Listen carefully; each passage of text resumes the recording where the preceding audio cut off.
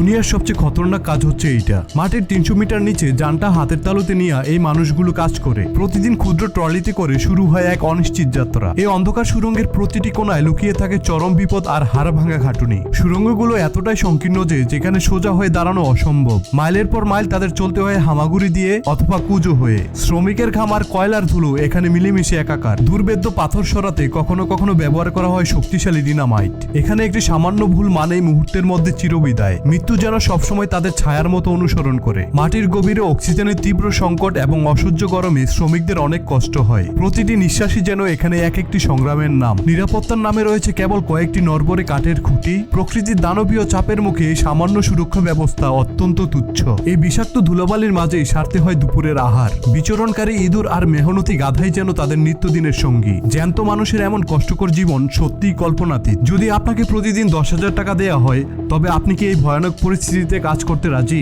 আপনার মতামত আমাদের কমেন্টে জানান।